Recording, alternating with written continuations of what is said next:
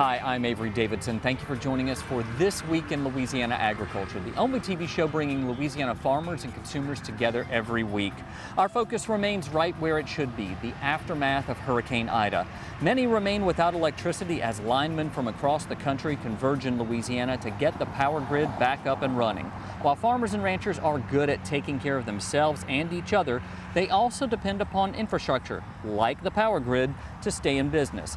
The outpouring of generosity has been amazing to see, and we'll share some ways that you can help a little later in the show. But first, we take you down south to the community of Lafitte in Jefferson Parish, that is due south of the city of New Orleans. The men and women who make their livelihoods from the water there say that it's going to be a long time before the shrimp and fisheries recover from Hurricane Ida. TWILA's Tammi Arender made the trip down south to this little town that depends upon aquaculture to survive. The shrimping industry accounts for about 15,000 jobs in Louisiana, a $1.3 billion impact on the state's economy. So when Hurricane Ida slammed ashore as a Category 4 storm, it not only destroyed homes and property, it destroyed livelihoods. This would normally be a picturesque view of the Intercoastal Waterway in Jean Lafitte, Louisiana, which is about 20 miles south of New Orleans. It's now overcome in mud and muck, thanks to Hurricane Ida. It shook the house pretty good. It was shaking pretty good over here, but I mean, it was good for the most part until something punctured a hole in the roof. Then it started raining in here, as much as it was raining outside. Chandler Encalade has been a commercial fisherman most of his life, shrimping mostly.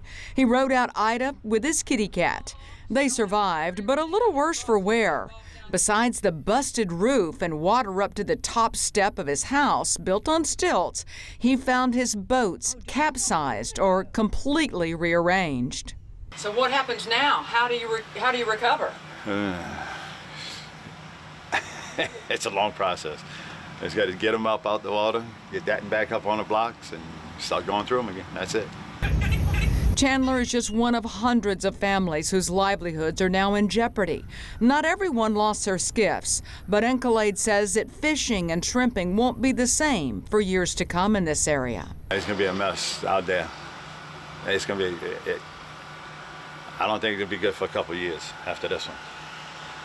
It's just too much trash on the bottoms now. Even with no electricity, no running water, and an uncertain future, Chandler and his neighbors make the most of a miserable situation. They cook on an open flame, some Cajun cuisine, and even offered me some, even though they're not sure where their next meal will come from. Something to eat, red bean and rice. There it is, you know what I'm saying? As for what's next for Chandler, he says his shrimping days may be over. I'm not sure about it. Yeah, that's weighing heavy on my head right now about staying down here. Because I left for a while. I left for 6 years from down here, and I enjoyed it. I'm thinking about leaving again. And I can tell you I've seen a lot of storm damage in my life, and this is beyond description. And because Jean Lafitte is such a small town of just about 1,800 people, well, some who live there are afraid that they're going to be overlooked or left behind when it comes to recovery efforts and assistance. Praying that's not the case. Back to you. Thanks, Tammi, and thank you for always thinking of your home state.